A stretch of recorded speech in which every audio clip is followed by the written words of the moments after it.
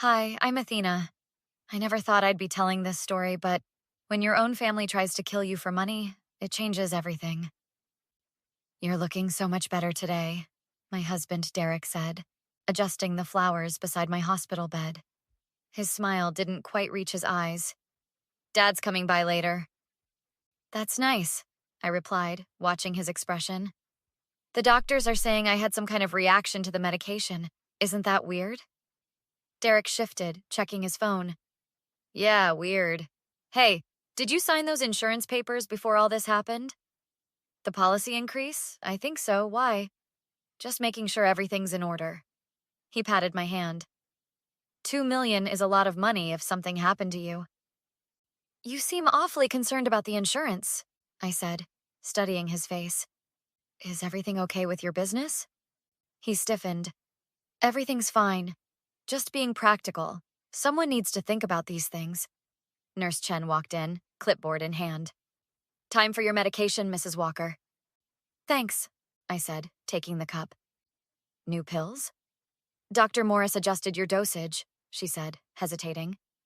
Again. That's the third change this week, I noted. Is that normal? Nurse Chen's eyes darted to Derek, then back to me. I should let the doctor explain his treatment plan. After she left, my father-in-law Gerald arrived, his expensive cologne announcing him before he entered. Athena, looking alive and well, he boomed, then winced at his choice of words. Derek, a word outside? Sure, Dad. Derek squeezed my hand. Be right back, honey. Don't take those pills until I return, okay? They stepped into the hallway, but the door didn't close completely. Is it done? Gerald whispered. Dad, keep your voice down. Morris increased the dosage like you asked, but she's still here. We paid him enough. The insurance won't pay if it looks suspicious. I know what's at stake. This hospital has too many eyes. We should have done this differently. It's too late now. Morris says this dose will do it. Heart failure. Looks natural. My blood ran cold. I fumbled for my phone and called my best friend, Natalie. Nat, I need your help, I whispered when she answered. Can you come to the hospital right now? What's wrong? You sound terrified. They're trying to kill me. Derek and Gerald. Something about my life insurance? What? Are you serious? I just heard them talking, and the doctor keeps changing my medication. I think they bribed him. Oh my God, I'm on my way. Don't take any more medicine. I'm calling my cousin at the police department right now.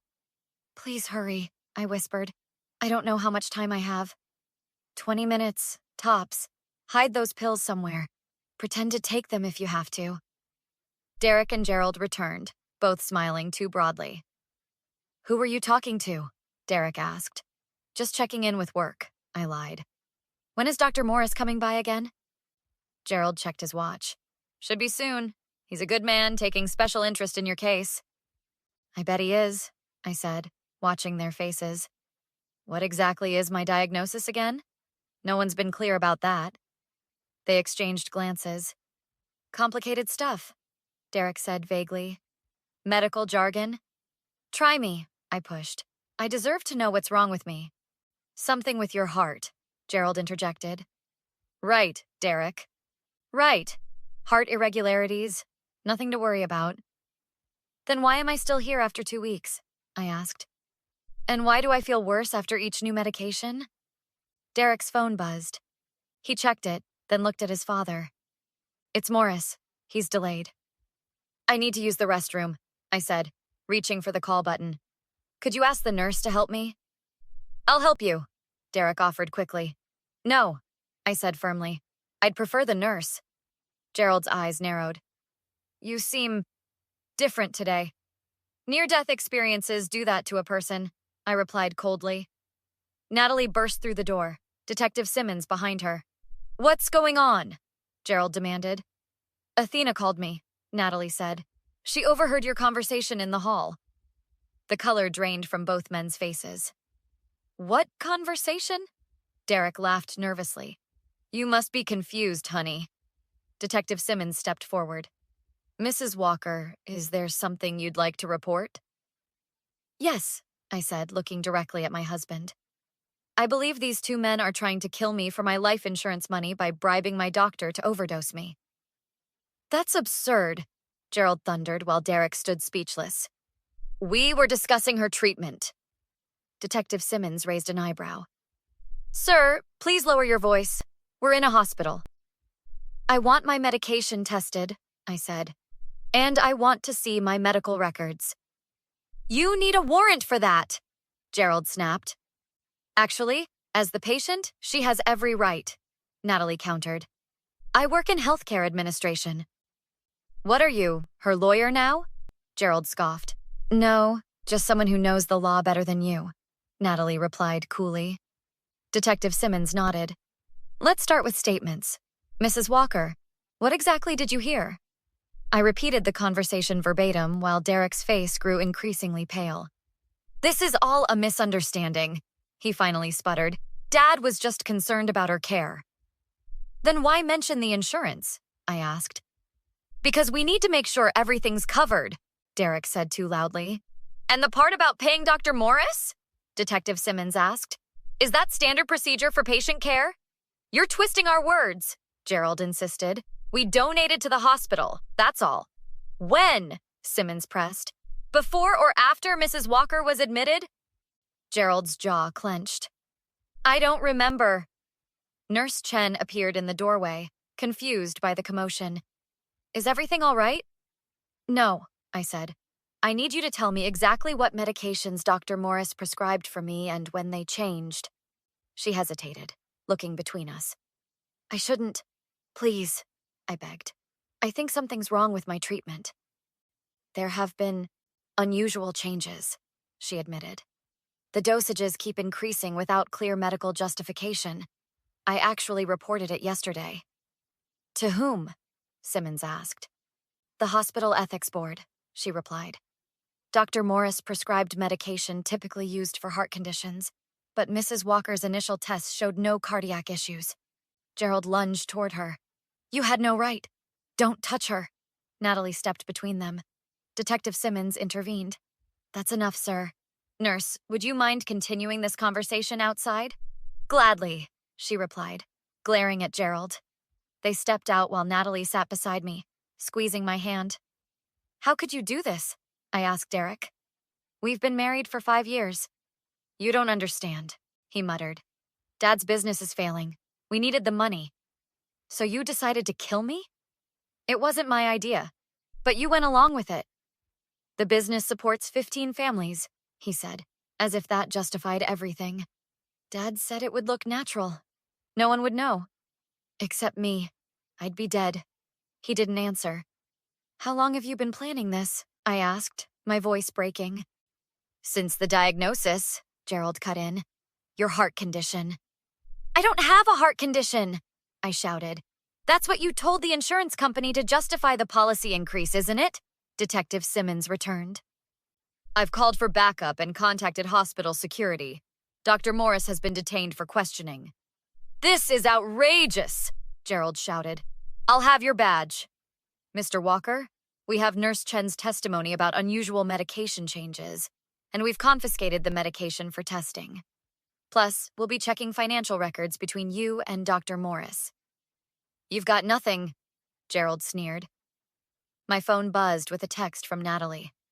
I recorded their conversation when I arrived. Got everything. I looked up at Detective Simmons. Check my friend's phone. She recorded their conversation when she came in. The detective smiled. That would be extremely helpful evidence. Evidence, Derek whispered. Athena, you can't do this. Watch me, I replied coldly. You were willing to let me die.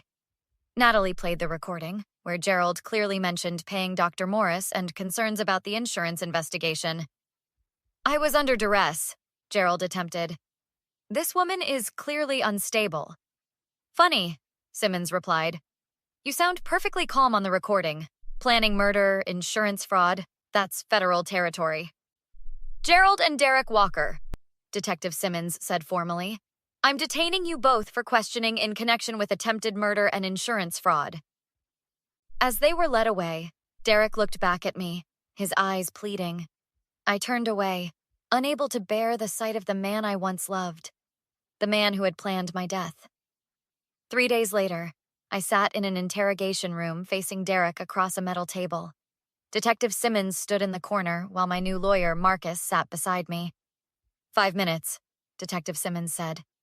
No more. Derek looked terrible, unshaven, dark circles under his eyes. Athena, you have to drop the charges. Why would I do that? Because I'm your husband. This was all Dad's idea. And you went along with it, I said. Were you going to cry at my funeral? Had you planned that part yet? Don't be like that, he said, reaching for my hand. I pulled back. I was under Dad's influence. You know how he can be. So persuasive that you agreed to murder your wife? It wasn't murder exactly. What would you call it then? Marcus interrupted. A financial solution, Derek mumbled. A financial solution? I repeated in disbelief. That's what my life was worth to you? It wasn't supposed to happen like this, he pleaded. We were in debt. Dad convinced me the insurance was the only way out. So you decided my life was worth less than your debt? No, I mean, I didn't think of it that way. How did you think of it? As necessary. The business is everything to Dad, to our family legacy. And what about our family? The children we talked about having? His eyes dropped. I'm sorry. Marcus leaned forward. Mr. Walker, are you admitting to conspiracy to commit murder? I'm trying to explain to my wife. Ex-wife soon, I corrected. The divorce papers are already filed. Derek's expression darkened. You can't do this to me. Do you know what happens to people in prison? My father is 68. You should have thought about that before trying to kill me, I replied. I never wanted to hurt you, Derek insisted. I love you. I laughed bitterly. That's your defense? Love? Dad said the doses weren't enough to kill you, just make you sick enough to what? Justify larger doses until I was dead? I slammed my hand on the table. The toxicology report showed enough medication to cause heart failure. I didn't know that part. I swear. Why should I believe anything you say? Because I'm begging you for mercy, he whispered, eyes filling with tears. Please, Athena, if you ever loved me. Don't you dare, I hissed. Don't you dare use what I felt for you against me. We can fix this, he insisted. I'll make it up to you.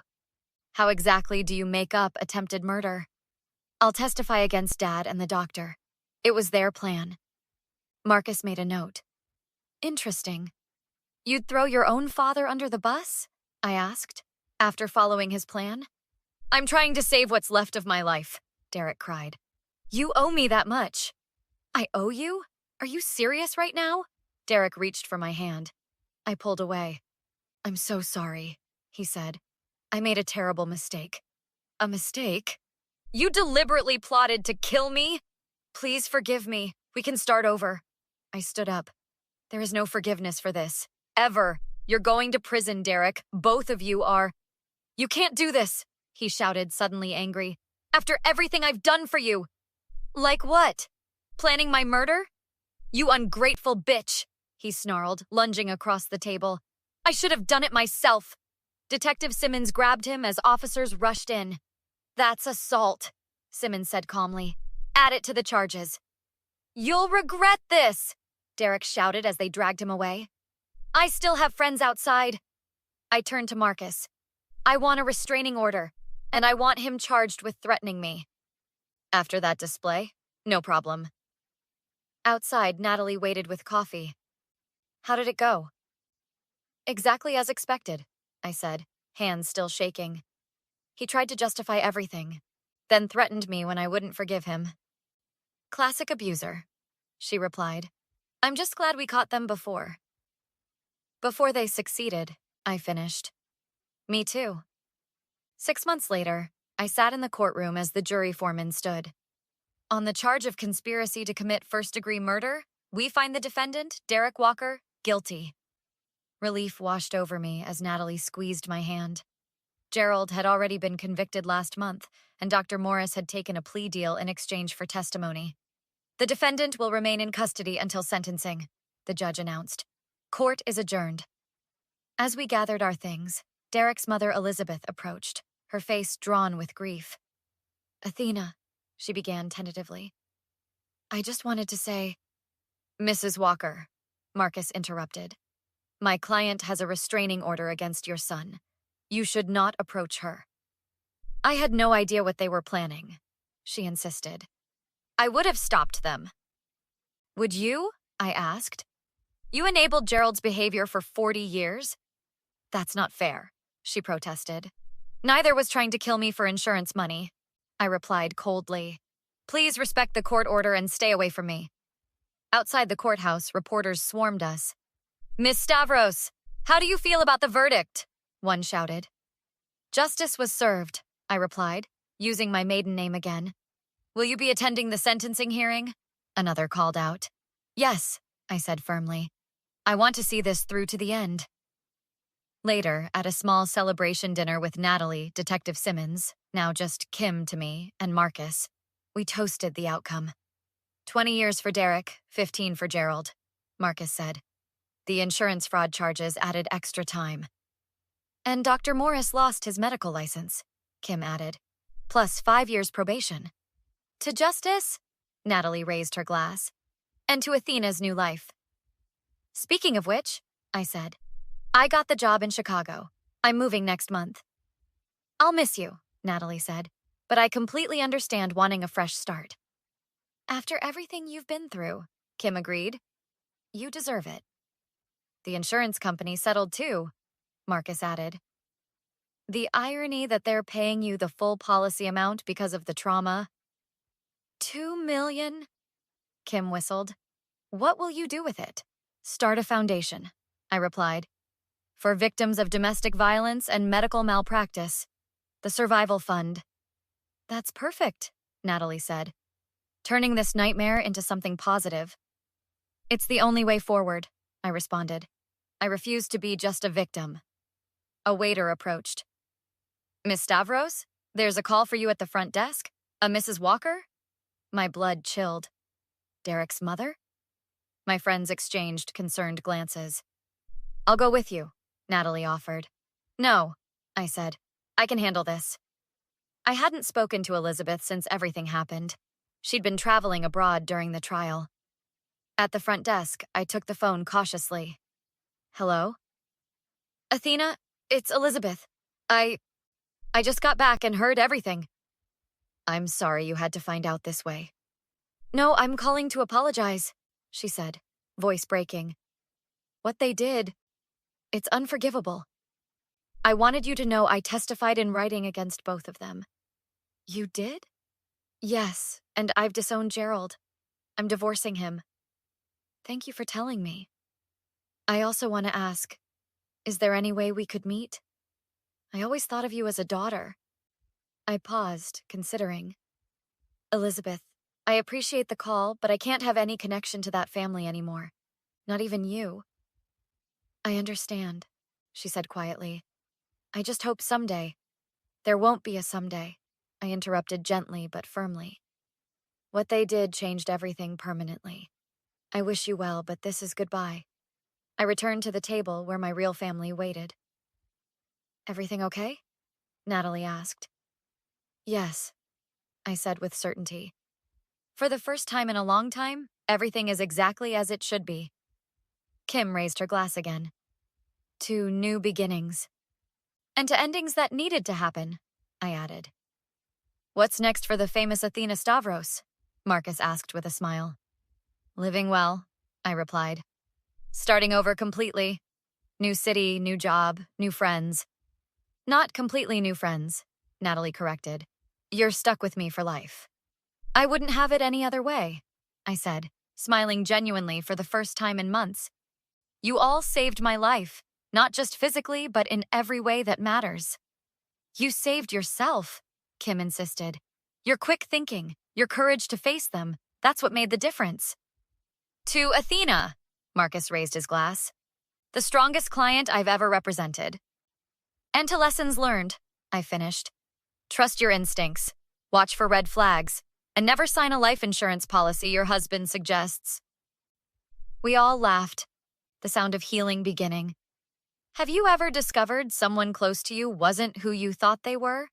If my story resonated with you, please share your thoughts in the comments below and subscribe for more true stories of survival and justice.